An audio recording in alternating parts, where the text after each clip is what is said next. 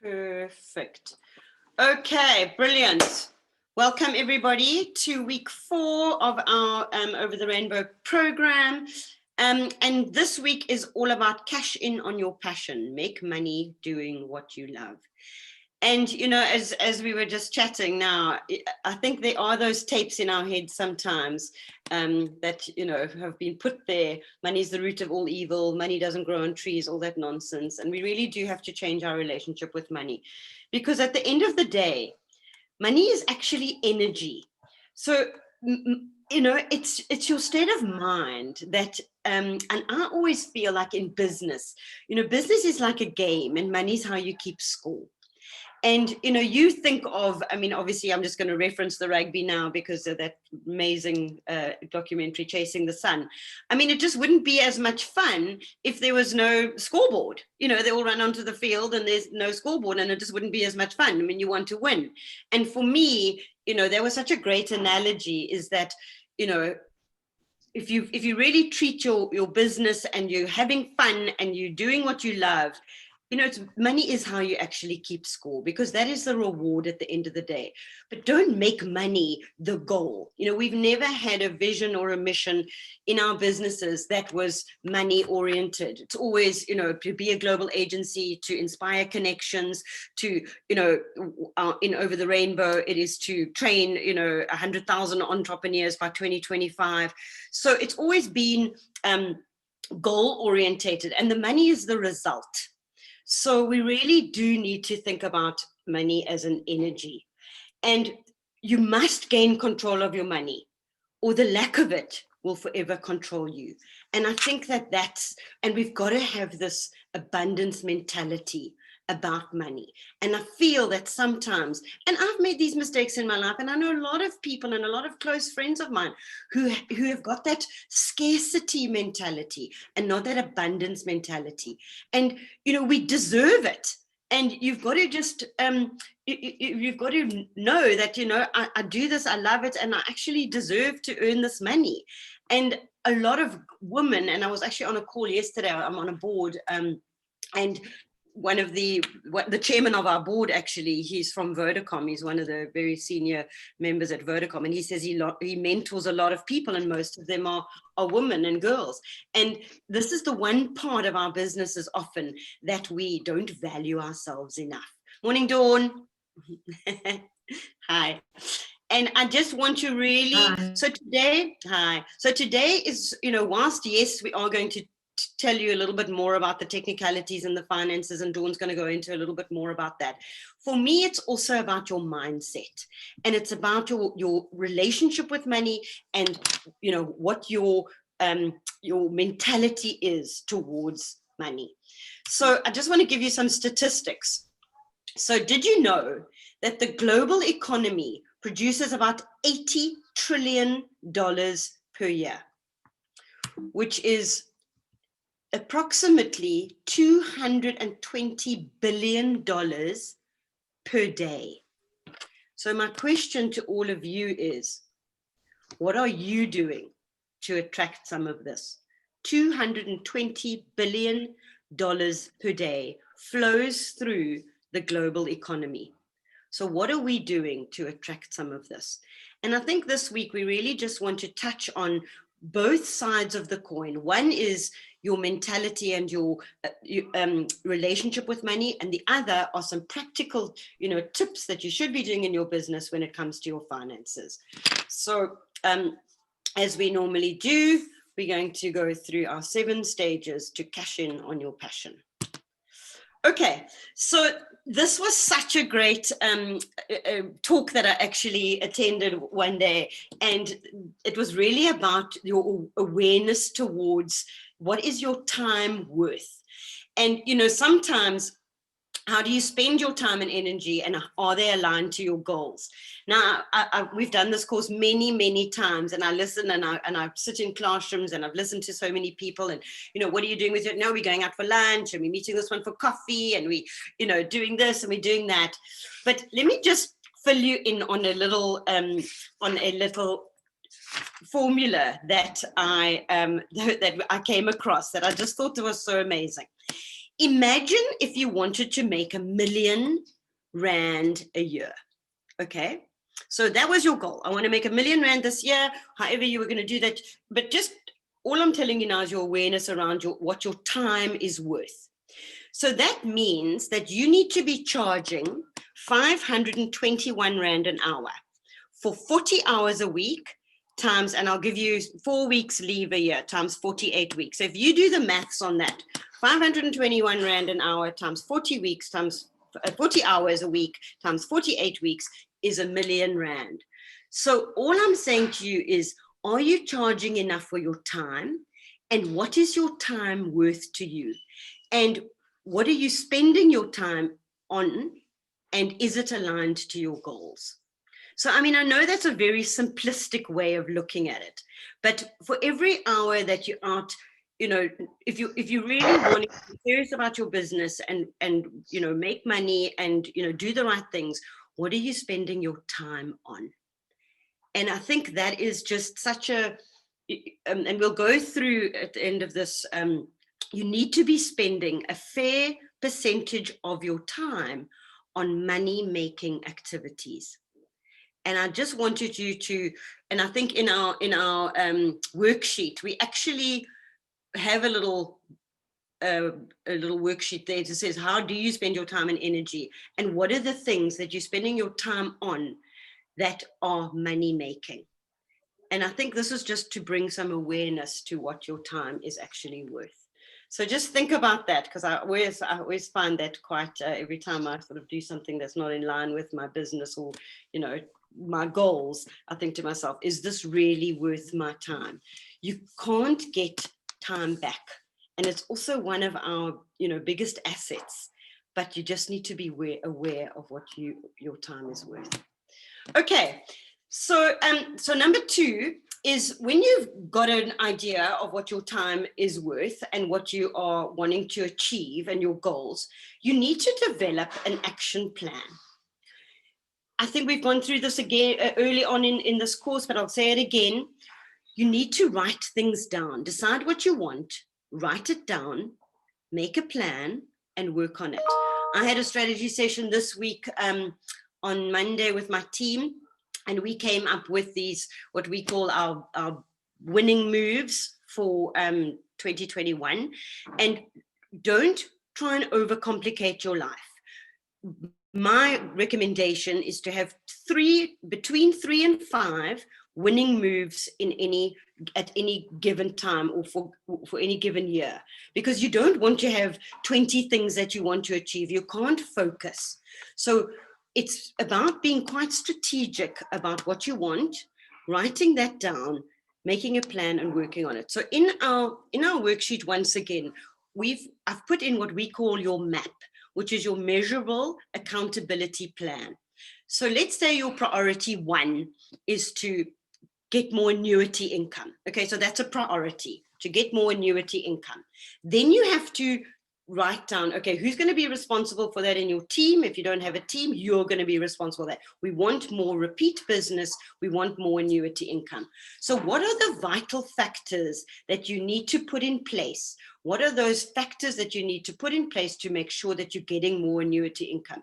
You need to be pitching on those clients that are going to give you repeat work. You need to be, you know, putting out your marketing plan or communicating to your regular clients and seeing if you can. So what are those things that you need to do? And then what are the steps? What break that then down? And we've covered this earlier on, into your SMART goals. What are your specific, measurable, attainable, realistic, and timeless goals that you need to then put in place to achieve more annuity income, if that's one of your strategic priorities? So that's what I'm saying. So pick 2 or 3 of those, or grow my base of clients. So how are you going to do that? And you have to have a plan for each of your winning moves. There needs to be a plan to back that up. Otherwise, guys, you know, without that plan, it's just a wish, and it doesn't turn into a proper action plan that you can follow. And that is something that you can refer back to. Okay, these were the 3 goals that I set myself: more annuity clients, broaden my marketing, attract more people, and cover my expenses with retainers or whatever the case may be. And write down exactly how you're going to achieve all of those things. I mean, Ayanda, if it is for you, make sure that my credibility and my document is professional and looks great, and that I can then attract more clients with that. So what is your action plan? Hire a designer, get it done, make sure that it has all the facts and figures, make sure that you've done all the copywriting so that you can feed your designer with all of that. And then what are you going to do with that document to ensure that you then win more work? So all of those kind of things need to be documented. And also what we have in our business, we have a 30, a 60, and a 90-day plan. So by when do we want to reach these goals? And then as the owner of the business, you should also obviously be thinking, okay, this is a short-term plan, or this is a much longer-term plan. Our vision for our business is a long-term plan, become a global agency. So that was obviously a long-term plan. But what are the steps that we're taking year in and year out to make sure that we are actually going to reach that vision at some point in our lives? So guys, it is so important to, the measurable accountability plan that I've got in your worksheets, we can send that to you separately. My recommendation is to not have more than 2 or 3 winning moves, priorities, break it down into bite-sized chunks so that you can see that you are moving forward, that you can see that your business is, moving forward, you're getting traction, you're winning those clients, and you're growing your business. Okay. Yes, can I just add in? Sorry, that's can you just go back to the other one, because you're doing the attitude of abundance. Hi guys, morning everybody, and just a couple of things. I want to talk a little bit about my relationship with finance, but I just wanted to the point that Les was making earlier on about the global economy and what the global economy is worth. I think we need to look at South Africa, and I think for me it's more relative to look at South Africa as opposed to the global economy. I don't know if any of you know, but over a quarter, 29% of South African business is small businesses, entrepreneurs, small businesses. Only 10% is medium businesses, and the remaining 62% is made up of large businesses. And that 29% doesn't include the informal sector, because we know that in this country, we have a massive, massive informal sector. So I think we need to understand that the small business opportunities and the current environment is sitting at 900 billion, which is just under 1 trillion. And I think that's what we need to be very, very mindful of. We need to be mindful that it is a big percentage of the economy. It is a big percentage of the GDP, and we need to be part of it, and we need to actually own it. And I think in the future, we're going to see that that's really where the opportunity lies. So this survey was done in 2018, 2019.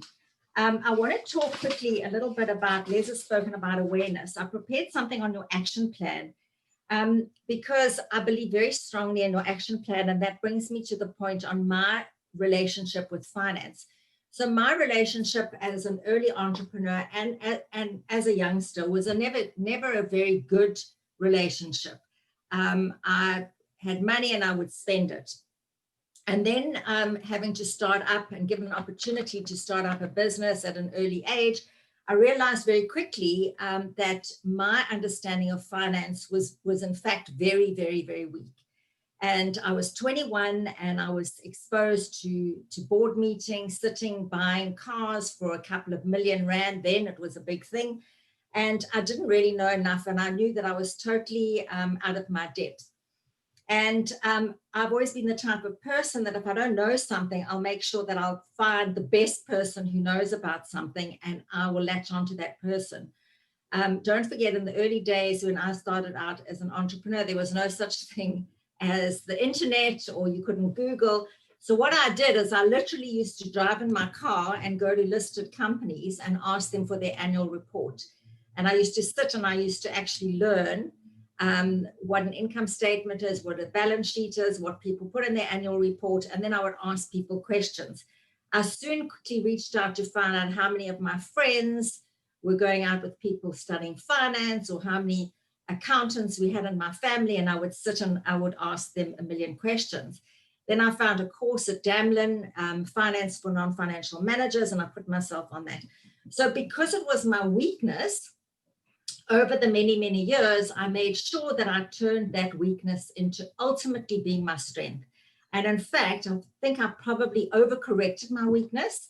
And I would say, the last 10 years of my career, which was more not such an entrepreneurial career, it turned into very much a corporate, heading a very big listed company. And your mindset then is 100% finance, and your entrepreneurship spirit is so left behind. So all I'm saying to you is that there needs to be a balance. Don't overcorrect like I do. Make it simple.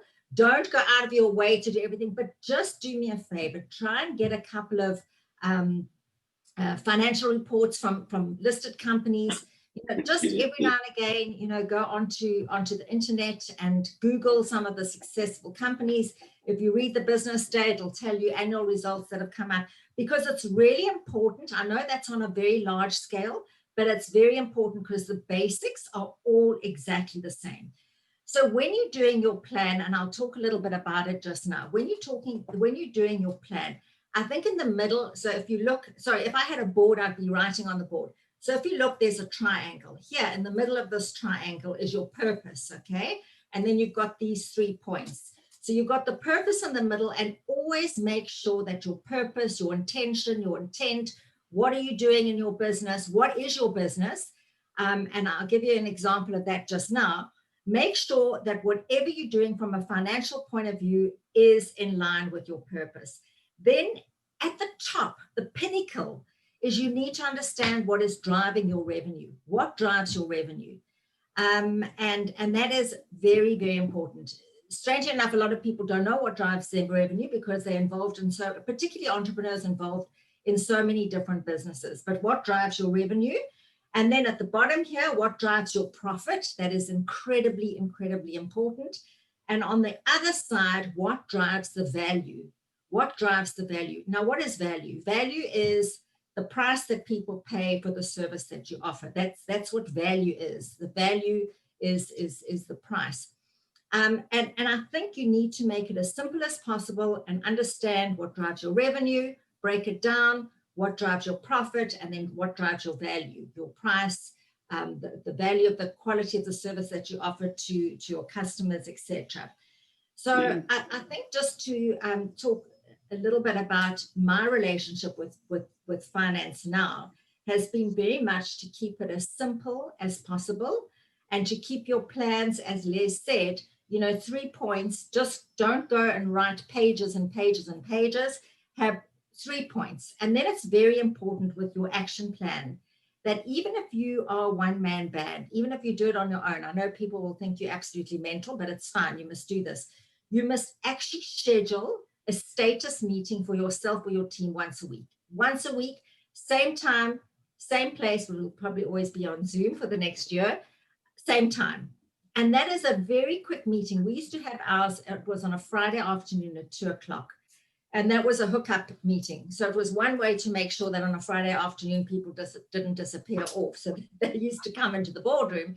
But a status meeting is very quick. What were our sales been this last week? What are the forecasts for the following week? What is our profit? What is our cash in the bank? What is our cash flow, etc.? And in that way, it keeps your finger on the pulse.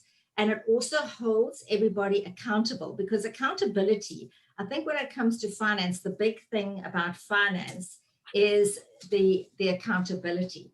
So, for me, it was always about, I thought it was always about having a lot of money. And I read a quote the other day, and it said that when you understand that your self-worth is not determined by your net worth, then you have financial freedom. And I think that everybody in this room or in this Zoom session is looking for not to be billionaires, but to have some sort of financial freedom, to be able to do the things that you want to do without having to stress and be anxious about money. And we're going to take you through some of those areas, but important, your action plan, look at the triangle. what is your purpose, and start where you are now, and then look at where you need to be in the future.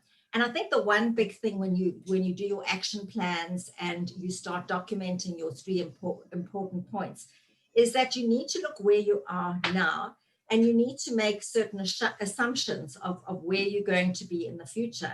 And I think that the whole world got caught with, no one assumed that there would be a global pandemic. But I think assume for the best and for the worst. I think you've got to have the high road in your plan, and you've got to have a low road, because hopefully you'll hit the middle road. If you've got a high road and a low road, you'll hit the middle road, and that'll be your plan. So I think that's incredibly important. And then I know we're running out of time. So Les, I'll hand you over to the attitude of abundance, and then I'll do the next one. Yeah, and I think you're doing both 4 and 5. Okay, so I think there was such a great, it's actually, so for those of you who've done any NLP kind of work, neuro-linguistic programming, I once listened to this incredible talk by, I can't remember her name right now, and actually, I've got her book somewhere. But this abundance mentality is, it's not only setting clear goals and deciding what you want to do to reach those goals, but approaching each step with that positive conviction that you will succeed. And I think that this was a brilliant little trick that she taught in this course that I went on. People are inclined to adopt the principle of have, so write this down, have, do, and be. When I have that, then I'll do this, and then I'll be happy. Okay, so we're always waiting to have the next thing. So, but we're waiting and we're saying to ourselves, when I get that, then I'll do, the next thing, and then I'll be the person that I want to be. But, so yeah, if I have this car, money or outfit, then I'll do this exercise, meeting or task, and then I'll be happy, successful, or healthy, wealthy, I mean. However, and this is what is so, so important, and if you can switch this around in your thinking and in your brain, I promise you it's going to make a massive difference in your life. There's another way of looking at growth and development. If I live my life being the person I want to be, then I will do the things that I want to do or need to do, and I will have the life that I choose. So change that around into be, then do, then have. So instead of the other way around, be the person you want to be, do the things that you need to do, and the things will start showing up in your life, and you will start creating that abundance. And it's such a simple thing, because we often procrastinate, or, I know I've caught myself saying those very things, when I have that, then I'll do this. But when I catch myself doing that, I'm like, no, please do the exercise, do the things that you need to do, because those great things happen in your life. This morning I also woke up and I'm like, last thing I need to do, what I feel like doing now, is going for a walk with my dogs, and and I've got lots to do today. But I promise you that 45 minutes of that walk in the park just clears your mind. I came up with so many great things. I got home, showered, sent 3 emails before this call, and I just felt re-energized. And I think, those are the kinds of things that we need to start putting that positivity in our lives to create that abundance mentality. Okay, Dawn, over to you. Okay, actually, Les, I'm going to do 4 and 5. Just won't you go to 5 as well? So every cent counts, and money matters. And I just want to talk a little bit about why, as an entrepreneur, the numbers are so critically important. And as some of you may know, I was on Shark Tank. I was the female shark on Shark Tank. And for me, the biggest eye-opener and the biggest lesson was how little entrepreneurs knew about what drives their business. And guys, I hate to tell you, and it sounds like I'm actually contradicting what I said, everything, but your numbers are everything in your business. If you look at whether you're Christian, if you are Jewish, if you are Muslim, in the Bible, in the Torah, in the Quran. Everything is based around numbers. Life is based around numbers. And if you don't know those numbers, guys, I promise you right now, your chances of success are very, very, you can't wing numbers. You can wing, you can stand up and wing a talk. You can stand up and wing a pitch. You can wing a lot, but you can't wing your numbers, because ultimately it's going to come back and bite you in the bum. So I just want to talk about some of the things that I learned on Shark Tank. And sorry, is that a question? Okay, so let me quickly go. I don't know if it's my life bad or it's on and try to listen, but it keep I don't know. I even take my ears off so that I can hear you properly, but I try to hear. Sorry, Ayanda, I didn't hear that. Les, did you hear that? I didn't hear what Ayanda was saying. Ayanda, maybe type it in the chat box, and then we'll come to the questions after each. Maybe it might be easier to type it in the chat box. Or put in the chat box, and then at the end, Les, I think we can deal with all the questions. Okay. So think of a question. So one of the things, and I don't want anyone to feel that I'm being elementary here, but it is critically important to understand your numbers. And to understand where those numbers come from. So I think the first, and I spoke about the triangle just now, but the first is your revenue, understanding where your revenue is coming from. So revenue comes from two things: your price that you charge, whether it's an hourly price, price per unit, price per day, price per month, whatever your price is. Your price and your volume determine what your revenue is. And that's as simple as it is. It doesn't get any simpler. It's your volume, and your price equals your revenue. Now you need to understand where your revenue is coming from. Is it coming from the volume, or is it coming from the price? Are you marking up maybe 80%, 60%? You need to really understand revenue. If you don't understand your revenue and where your revenue is being derived from, then that's a problem. So in my business, I ran a 3.6 billion rand business. And in the business, come budget time, come month end, it was a major thing, because we had 17 different companies that were PTY limiteds, and we had 360 branches. So you can imagine the matrix of actually pulling the thing together. And it's very important to look at the high level number, but it was also very important to drill down to see where the problem children are and where the golden goose is, who's laying the golden egg. And all I'm saying to you is that, you may be a one-man band, you may be a smaller business, but the principle is exactly the same. Understand, your lowest common denominator. And it really is important, because I think what has happened over COVID is the biggest problem that most entrepreneurs have had is sustainable revenue. Over the 6 months of hard lockdown or whatever, so many businesses didn't earn any revenue. There were many instances of people, recreating, reinventing, re-engineering their business, and they created revenue. But I think up until now, very few companies have really been able to get back to where their revenue is. So I talk a lot about sustainable revenue. And what is sustainable revenue? Sustainable revenue, to put it simply, is making money while you're sleeping. I had our chairman, Bill Lynch, who actually won, the only South African ever to win the Global Entrepreneur of the Year award, ever, only South African ever. And he was our chairman. And I actually had an office about five offices away from him. So I was so blessed to have his insights. But his insights were the most basic insights, look after the pennies and the pounds will look after themselves. He really was very frugal. He taught me a hell of a lot about business, but, he taught me about knowing where your revenue comes from and tracking your revenue every single day. Don't wait until the end of the month to see what your revenue is. Try, if you can, and track your revenue every single day. So what is sustainable income? Sustainable income is where you have set income. So you either have clients that are paying fixed amounts per month for your design or your management fee or your services or your recruitment. I know Ayanda is in recruitment. So not all businesses can have that fixed income.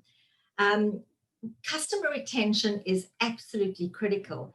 And over this time of COVID, we saw so many people losing customers because over the time when their customers maybe needed them, they weren't there. And the successful businesses that we've worked with, Les and I have spoken to many entrepreneurs over this time, were the ones that kept in contact with their customers. So that once we moved to level 3, 2, and 1, their customers still remembered who they were, because there were 1 million people out there chasing customers as the various levels, obviously came to an end. So really, customer retention is absolutely everything. And then annuity income is important, but sustainable revenue really is to make sure that you retain your existing customers. And you actually retain them on some sort of fixed basis, but it's not always possible. So sustainable revenue, we found was certainly the single most crucial part of companies that really never made it over COVID. So I urge you to take your revenue and break it up. You don't have to break it up every month, and you don't have to get too involved in it, but you've got to understand what are those key drivers. And then the other thing was cash flow. And a lot of, so let me go back to revenue. And revenue is what an entrepreneur does very well. Every entrepreneur on this panel is doing stuff that they are passionate about, okay? So revenue, your passion drives your revenue. So as an entrepreneur, if you're not passionate about what you're doing, I promise you the revenue is not going to fall in place. So revenue is your passion, okay? Your cash flow is creating wealth for you in the future. And very often entrepreneurs look only at an income statement and they look only at their revenue. They're not looking at their balance sheet. And a balance sheet and your cash flow is the most meaningful part of any entrepreneur's business. You've got to understand your cash flows. And there's some simple cash flow tools and models that you can get hold of, but literally understanding what is coming into your business every day, simply put, and what's going out of your business every day. So it's really important to really look at your balance sheet and get a grip of what your balance sheet is. So your balance sheet, again, simply put, is very much your liabilities, your assets, and your cash reserves. And I always say, try very much to run, if you're an entrepreneur, an asset-light business. If you can rather afford to rent a printer, although today you can buy a printer on Take-A-Lot for very cheap, but instead of actually buying things, rather lease or rent, because you don't want to burden your balance sheet with a lot of heavy assets. So make sure that that your assets are light. Then your liabilities are anything that you owe. So shareholders' loans, accounts payable, liabilities, are your customers paying you on time? And as a young entrepreneur, that was one of my very first lessons. I don't know how many of you have customers who pay 30 days or 60 days or 15 days or pay on invoice or whatever, but you've got to make sure that your debtors book is always up to date. You cannot allow people to fall into 60 days. And entrepreneurs sometimes have such good relationships with their customers that they're a little nervous to actually phone and ask for money. So if you're not that person, find that person, find that bully to go and actually make sure that they pay you. So accounts payable, and then obviously, as I said to you, your cash reserves is your equity. What money have you got sitting in your business that you can pay dividends to? Equity is really important. So if you do sell some of your business, your investors put that money and that goes on your balance sheet as equity. So a lot of mistakes that, and a lot of things that I heard on Shark Tank, and I just want to share them with you because they sound, they sound silly, but you have no idea how many people would mention this. So a lot of people think that when you get an investor, maybe you sell 10% of your business to get some cash in your money, that money you can quickly go and pay off your car or whatever. That money has to be reflected in your equity part of your balance sheet. It's got to be protected, because at any time, depending on what your contract is, at any time, the investor could want their money out, depending on what your contract states. But just make sure that you protect that money, or that money may go into working capital to buy stock. So in that way, then at least it's sitting in an asset. So really, it's important to understand your revenue, to understand your income statement, and to understand the different margins. What is the difference between a gross margin and your gross profit margin, or your net profit margin. So you've got your revenue less your cost of sales, that's the cost of making your goods, which is your gross margin, and then less all your expenses, and your expenses are more your unfixed costs. Some of them are fixed, like rent, salaries, etc., but some incidentals that come in and may vary, and that's your net profit. So that's your income statement. So certainly look at your income statement, but as entrepreneurs, I urge you to really understand your balance sheet, because what happened, and where a lot of people fell short over COVID, is that they had no cash reserves. They hadn't built strong enough reserve. So you really need to understand the mechanics of how your numbers work and how it impacts on your business. So I don't want to sort of dig too deep in terms of all the financial things, but I think it's important, as we said earlier, with your action plans, find out what your key drivers are in your business. So I'll give you some examples that we used to use. So in car rental and in dealerships, motor dealerships and logistics, which is the businesses that I was involved in. So I'll take car rental because it's simple, because it's the same principle that applies to hotels if you're in tourism. So what the most important thing was, what was the revenue that we were generating, the average revenue per day? Every single morning I woke up with an SMS that told me what my average revenue was yesterday. So that was key. What's your average revenue per day?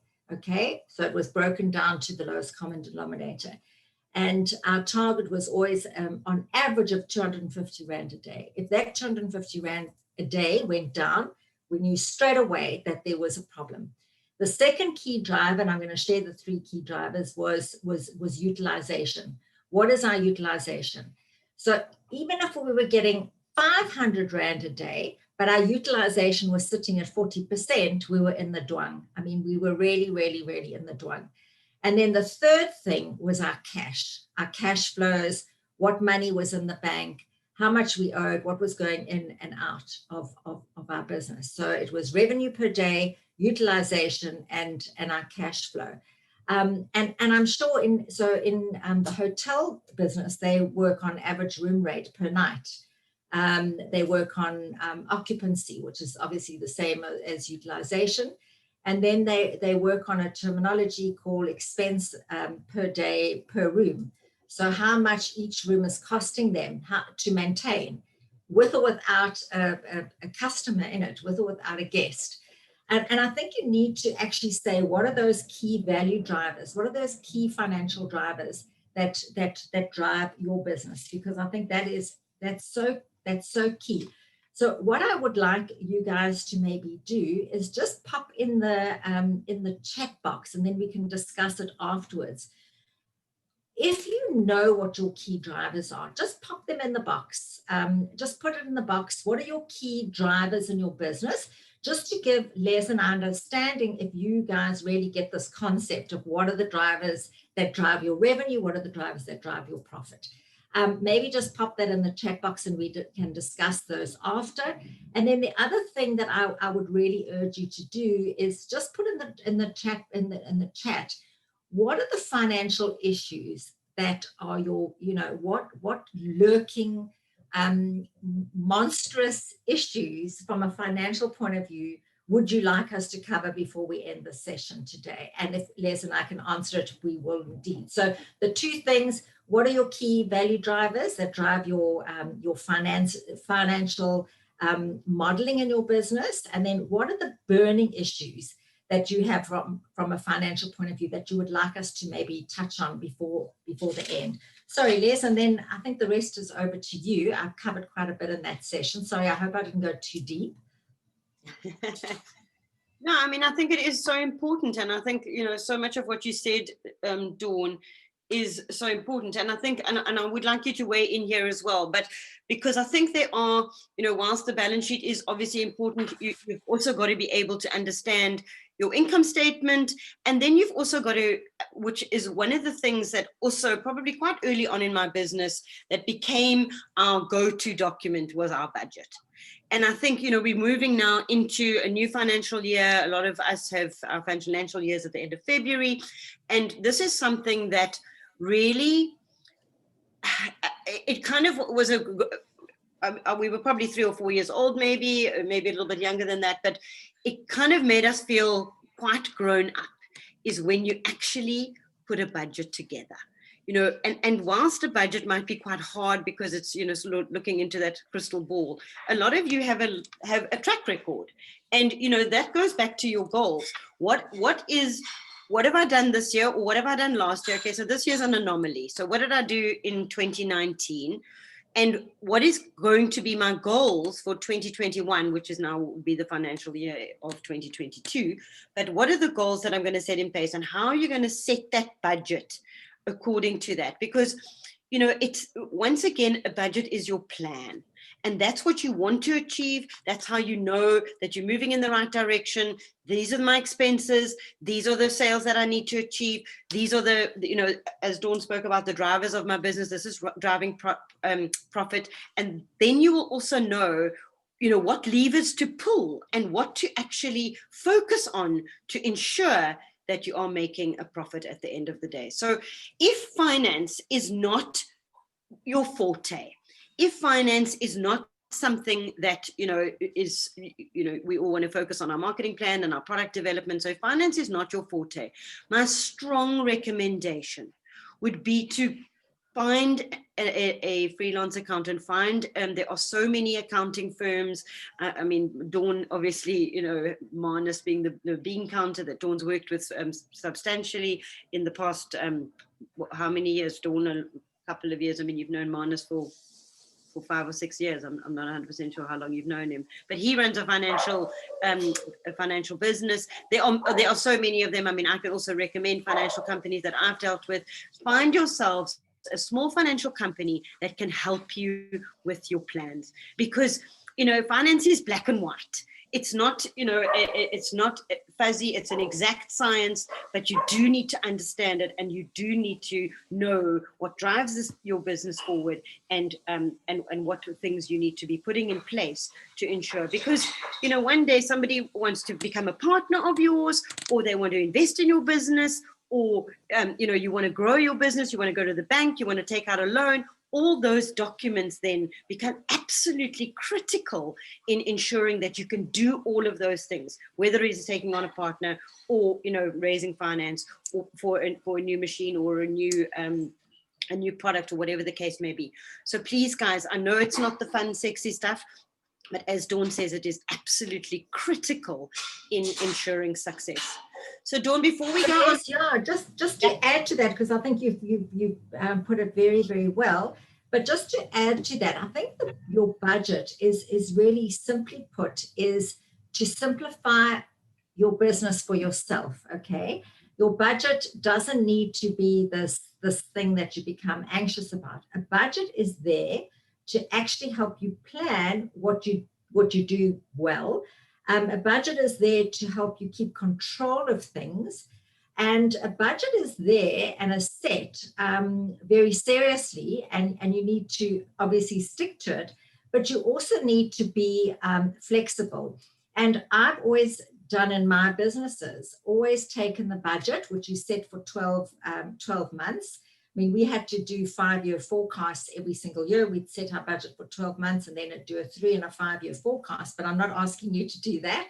But your budget really needs to be flexible. And I think every single month, when you're doing your forecasts and you're looking, if, for example, your revenue is down by 30% in month 3 of your budget, then you need to review your budget. You really do, because what happens if it comes to your month 9 and you are now 80% down on your revenue, you actually turf the budget out. So rather review your budget.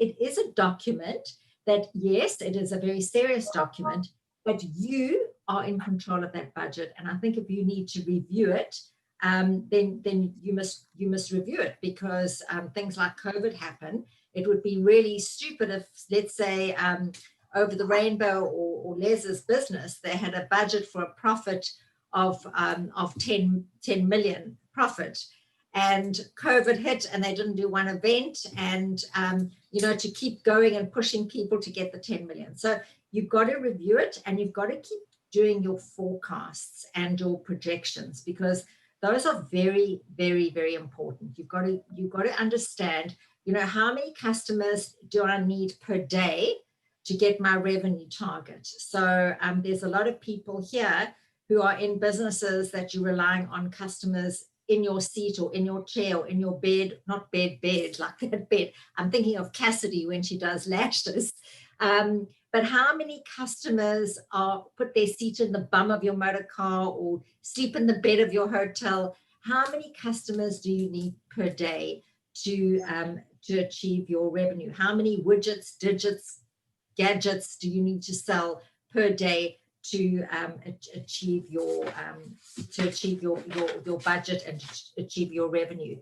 So I'll leave now. I'll hand over to Les for the last section, because I think we've covered the financial planning, and I'd prefer to deal with questions around what are the burning issues that you have and what are your key value drivers. Okay, so let me just finish on a little bit of a lighter note, and that is just, healthy habits to try and ensure that you have a plan in place. And this was something that was shared with me once again, and I just thought it was such a lovely thing. It's also in your worksheet. It's around creating a routine, and these are just successful daily habits of successful entrepreneurs. And it's around creating that routine, whether it is, your meditation in the morning, or going for a walk, or doing your gym, or whatever the case may be. But routine can actually set you free. Keep the mornings for the toughest projects. That's once again, going to that eating the frog that we spoke about, the importance of working out and meditating, and just, keeping your mind clear. Give a head start today for tomorrow, which I think is, also such a, so what are you planning to do? And once again, just, having a plan. Schedule time every day for revenue generating activities. And this is something that I also try and do every single morning, is send those emails out, schedule time, make those calls, have meetings. What is that time that you are going to be spending every day for revenue generating activities? Track your progress, what's working, what isn't working.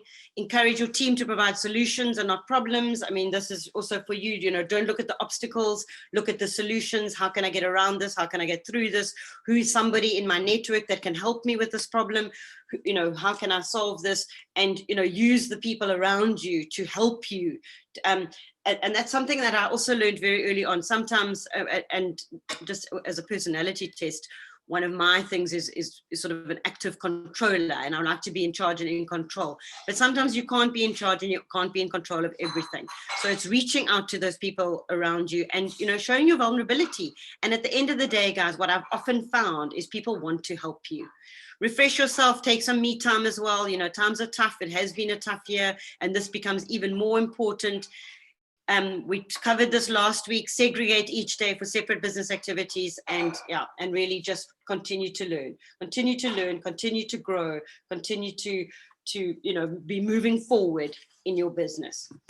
And I think on that happy note, I want to just take some of your questions. And I think Dawn, yes, can I just quickly, just 2 important points here. I looked at my notes.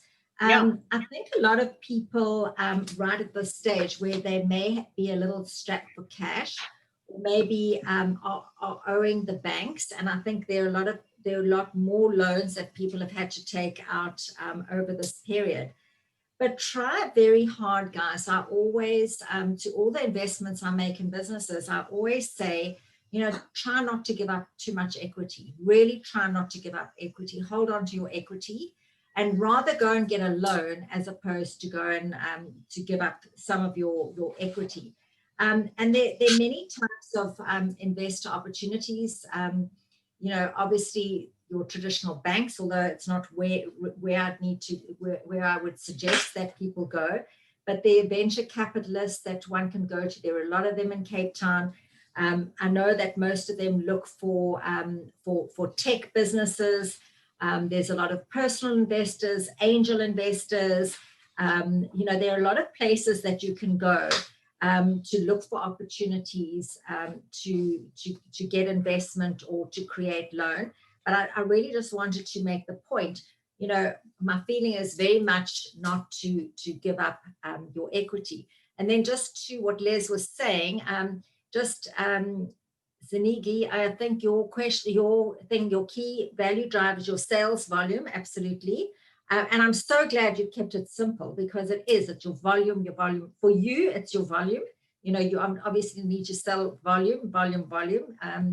And then your burning issue is breaking apart overheads from cost price. So your cost price.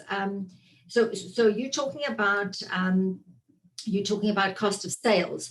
So cost of sales, at any expense that goes into like the makeup of your business. So for example, if you are manufacturing dresses, it's the cotton, it's the fabric, it's all of those things.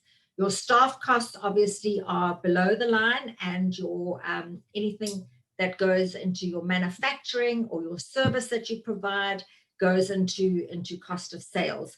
I don't know if that explains it, and I think it's very important that you know what you're selling your product for, and what you're buying, less what you're buying your product for, and what costs are incurred in terms of buying your product, and then your expenses are underneath your gross profit line one. That answers you. Would you like to come online? Then we can maybe yes, please. Talk through it. Yeah. Can you guys hear me? Yes. Yes. So my issue is that, so a lot of the additional stuff, such as the packaging, the labeling, and all of that for the product, I wasn't sure whether to put it under cost of sales or are those expenses. This is one of the, because when I put them under cost of sales, then they bulk. We were looking at our income statement. Our income statement looks unbalanced. So packaging would definitely go under expenses and not cost of sales. Definitely. So cost of sales to produce the actual little pill thing for the itself.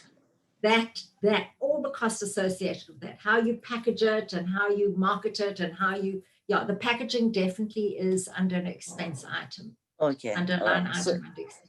Yeah, it was those nitty-gritty things where somebody I was pitching somewhere, and the person said, "Why is it so expensive to make?"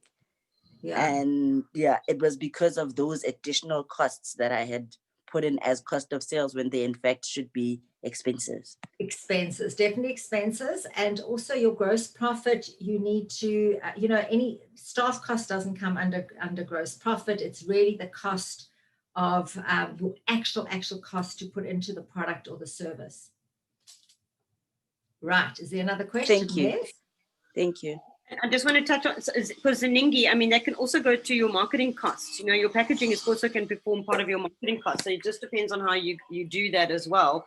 Because yes, I would suggest against that. And I'll tell you why. If you're buying a business and there's a loaded marketing fee there, it's the first place people look to cut. So marketing is a non-essential. Sorry, I know that you all in marketing, but packaging is essential.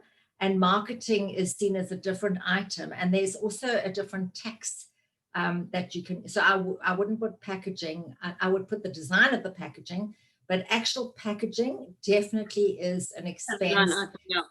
Yeah, Okay. not No, marketing. I good wouldn't. point. Yeah. Yeah, no, good point. And I think that yeah, I think Ziningi, that hopefully answers that question for you. Okay, so Di, did Di have a burning issue? Let's just see. No, you just answered that. So key drivers, Di, I just want to say to you that that's very broad. So if I was to correct you, if you were sitting in a one-on-one with me and I was mentoring you, I would say you need to be more specific in terms of what your key driver is, because that's very, it's just too broad. You know, what is it? Is it, you know, how much revenue you get from the broadcast or the producer or whatever? I think you need to be very, very specific, that you need to do 10 productions a month or 10 productions a year or whatever. If that really, I don't know if that resonates with you. Les, do you want to add to that? I think it needs to be very much more specific. No, it does resonate with me. And when we were talking, I made my own notes and said, okay, it's the amount of productions I do. That's I precisely, did. But I didn't keep it put, simple. That's precisely it. Yeah, okay. And then, and any burning you the more specific you are, the easier it is to break it down into those bite-sized pieces, you know, because then you know what to focus on. Okay. No burning, no, thanks. Thanks very much. Avril, money for repairs, yes, very specific. So money, I think quantify what money, how much money. I would just put a quantification in that. Deposits for contracts, and money goes out immediately to buy stock.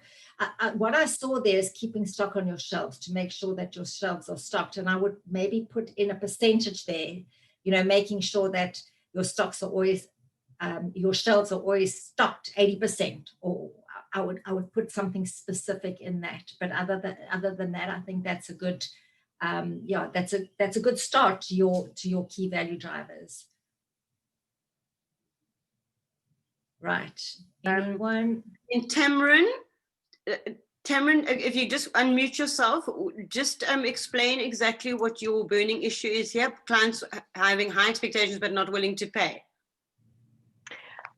So with my experience with the past while or so, just knowing that me personally, I've taken a value-based approach in terms of my pricing.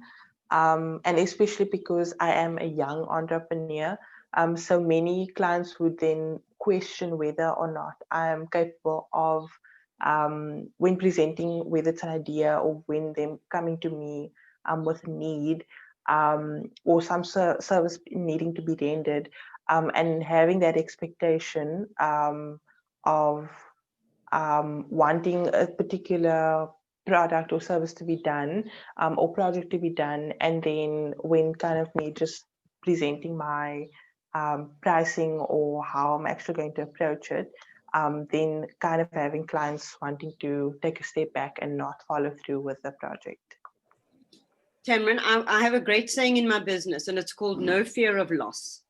If they can't afford you, they don't value you, don't work with them. You've got to go where the money is, and you've got to go with people that appreciate your services. You know, design is, you've studied for 3 years, I assume between 1 and 3 years, you have a talent, and people must value that talent and they must pay you. And if they can't pay you, then they're not the clients that you want. And, you know, you really have to just walk away from that kind of thing. And you've got to walk away from projects that you need to focus your energy on people that are going to pay you and that are going to value you. Because early on in my business, we were printing business cards, and we eventually worked out this is just not worth our while. And when we stopped printing business cards, other much more amazing work came to us, because we realized it wasn't serving us. It was rubbish work that was taking so much time. And when we started saying no to those kind of projects, it opened up opportunity to say yes to the things that actually did pay. So don't be desperate, and know your value. And Taryn, I would just maybe my just quick 5 cents just from my experience in terms of your key drivers. I think be specific again, as we've said, that you want 15 jobs a month. you know, of average of 2,000 or 5,000. I'm just giving you hypothetical numbers. You want 15 jobs a month. You know, so what is it that you want? Do you want the value, you know, high priced, high end, or do you want volume? And I think just be very clear of what you want. And, you know, you're a designer, you're a one-man person, so it's only your time. So you've only got so many hours in a day. So, you know, do you want, you know, 5 good jobs a month? Is that what you want? Is that your driver to get to what revenue you need to achieve? So that's a very good, but a very good driver. If I can just jump in here quickly, because obviously this, you know, Tamron's in a very similar business to us, and please excuse the banging in my house. Tamron, you know, what you also can do and what people do love and see value in. So for example, if you're doing a corporate identity, and you know, I don't know you that well. I know Dawn knows you better than I do, but you know, what is going to be your speciality? Design is such a huge, you know, I mean, it can be from corporate presentations to, you know, corporate identities. What is the one thing that you love and that you know that you can package? So like Net Florists, for example, do this brilliantly. So not only do they sell you flowers, but they sell you, you know, the chocolates and something, a bottle of champagne with it. And that's where they make their real money. So imagine if you could sort of do a small, medium, large, where you could do a logo only. I'm going to charge you that. For a logo plus this, plus a layout of a business card or an email signature, or you know, setting up your social media platforms or whatever look and feel, I'm going to charge you this, and then have a premium package. And it's normally that, you know, do you want this with chips? That ends up, McDonald's don't make any money on their burgers, but as soon as they say, do you want that with chips, that's where they make their money. So you've got to be smart in the way that you package everything, because if you know, you could say, I'm doing a logo for this, but with that, I'm willing to give you this or whatever. And that's where the real value can come in. And you know, they see your product differently, because you've got to differentiate yourself in this market as a specialist in something. And, you know, I'll give you some time to think about that. But Dawn, Zaningi had a great question, and I think this one's is very especially for you. How best to secure investment without letting go of it. Okay, so if you have to, if you need cash in your business, then do the minimal percentage, which let's say is 10%. Alternatively, if you've got investors, what you can do is you can say, give me a loan, a soft loan for a year. Thereafter, any upside, I will split with you on a 30-70 basis or whatever. So investors will consider loans, very much so. They'll consider loans for specific things. So I've just done a recent one with somebody that needed a loan for some specific equipment that they needed to buy, and said, would I like to take 20% because they need to buy this equipment? I rather loan the money. At the end of 18 months, I got my money back plus a percentage, obviously, of interest and dividends in terms of what that working capital did to their bottom line. So because they were able to buy another machine, they were able to put another 50 million Rand on the bottom line, and then I would get a share of that. So there are other options, and you know, investors will always look, if it's a very good business that is going to show good returns for them, and investors look for short-term returns and then they pull out, others look for long-term returns. So depending on what they're looking for, but I just want to get onto one or two. Does that answer your question? Yes, it does. Thank you, Dawn. Okay, pleasure. But you and I can actually pick it up. I know you, Les, and I, we're going to have a discussion, or maybe you have. We can pick that up. And then, somebody's at the door. And then Cassidy, we need feet in the door. Excellent. Yeah, we always say bums on motor car seats, feet in the door. Volume of people, absolutely. For you, it's volume of people.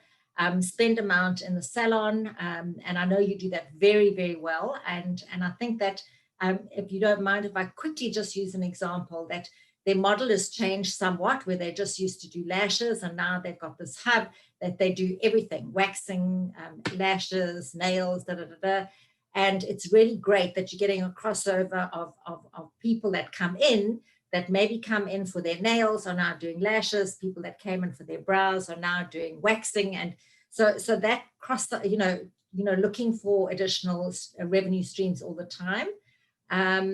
So we need to, great. Yeah, I think that was it. Les, is that it? Have I missed anything there? And I mean, for Cassidy as well, I mean, especially with lashes. And I almost wish that my lady had offered me this, you know that it needs maintenance. So it's, while they're there and, is this something that you're going to do regularly? Well, why don't you take a 6-month package with us? You can pay us 50% up front and you can pay the rest after 3 months or whatever the case may be. Then, you got that annuity income, you've got that loyal client and, and offering those ongoing packages where you know that you're building that loyalty within your client base. So that's also upsell, and I also meant cross-sell, because obviously you've got those other services now. So how do you, especially with lashes and waxes, I suppose you can also do that, is how do we get them coming back for more? Are there any other questions? No. That's it, guys. I think we've tried to run through quite a lot in quite a short space of time, but I think the importance of finance, I think we both stressed it a lot. And as Les said, it might not always be our first love, but really find the things that drive your business and drive your profit, and really focus on those areas. And don't overcomplicate things. Keep them as simple as possible. But as Les said, be as specific as possible. Make it, make sure you've got a lot of clarity. Thanks, guys. It was great. And thank you, Les. And absolutely. And guys, please do your worksheets. Those worksheets are also there, and there's some lovely little sayings and affirmations in this month's one, just to get us into that right mindset. And, there are tools in there as well. And I'll get Simone to send out that action plan, that map that I spoke about. I'll get Simone to send that out so that you can start building your plans and planning for success. Thank you so much, everybody. Thanks, everybody. Thank you. Thank you very much. Bye.